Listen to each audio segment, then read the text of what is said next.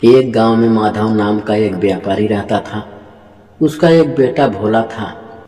माधव का बादाम काजू बेचने का व्यापार था। माधव की सेहत कुछ ठीक नहीं रहती थी, इसीलिए वह अपने काजू बादाम शहर में बेचने नहीं जा पाता था।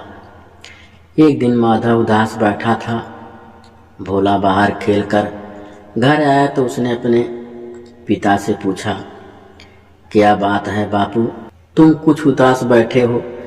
क्या बताऊं बेटा, ये बादाम और काजू लेकर शहर जाना चाहता हूँ, लेकिन बीमारी के कारण इतना कमज़ोर हो गया हूँ कि हिम्मत ही नहीं होती कहीं जाने की। तो क्या हुआ बापू, मुझे बताओ, मैं इन्हें शहर में बेच आता हूँ।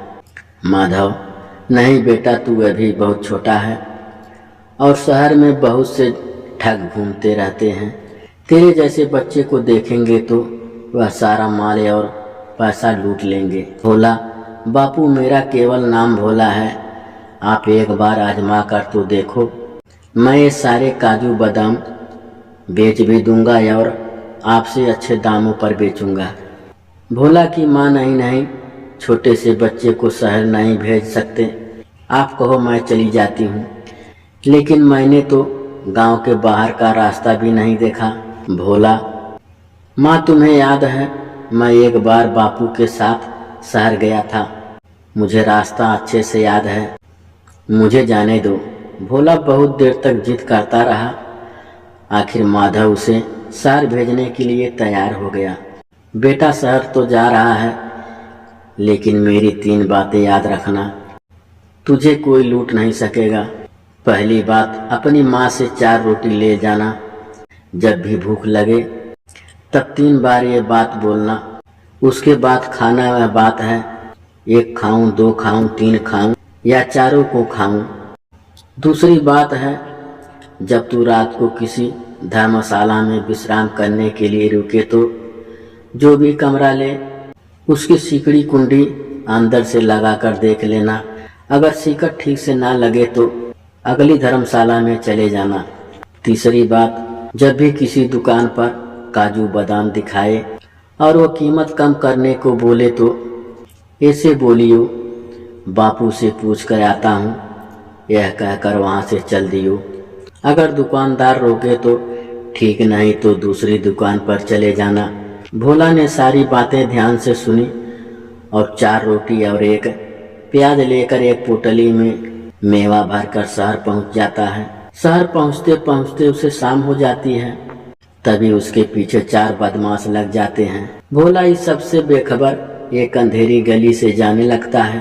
पहला बदमाश, यह मौका अच्छा है, इसे इस गली में पकड़कर लूट लेते हैं, जरूर इसकी पोटली में कीमती सामान होगा।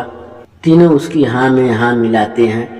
वे धीरे धीरे भोला की ओर बढ़ने लगते हैं।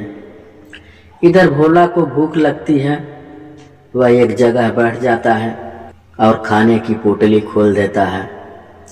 1 खाऊं, 2 खाऊं, 3 खाऊं या चारों को खाऊं। भोला की पीठ के पीछे कुछ दूर खड़े चारों बदमाश यह बात सुन रहे थे। भोला 3 बार तेज आवाज में यह बात बोलता है। यह सुनकर चारों वहां से भाग जाते हैं। भोला बेखबर अपना खाना खा रहा था। कुछ दूर जाकर दूसरा बदमाश बोलता है, अभी मरवा दिया था, वो लड़का नहीं भूत था, हम चारों को खाने की बात कर रहा था, अच्छा हुआ भाग आए। खाना खाकर भोला एक धर्मशाला में पहुंचता है। धर्मशाला का मालिक सातिर चोर था। वह भोला को कमरा दिखाता है। भोला देखता है कमरे में सिकड़ नहीं है, मतलब वह अंदर से बंद नहीं होगा। धर्मशाला का मालिक, बच्चे ये कमरा सबसे अच्छा है और इससे भी अच्छी बात है, यह मुफ्त है, इसका कोई किराया नहीं है।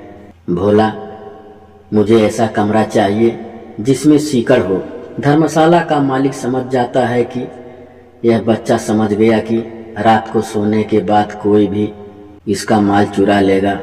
वह कहता है, मालिक ने कहा, आगे बहुत सी धर्मशाला है, बहुत महंगी है, यहाँ मुफ्त में मिल रही है तो बहुत नखरे आ रहे हैं, चल भाग यहाँ से।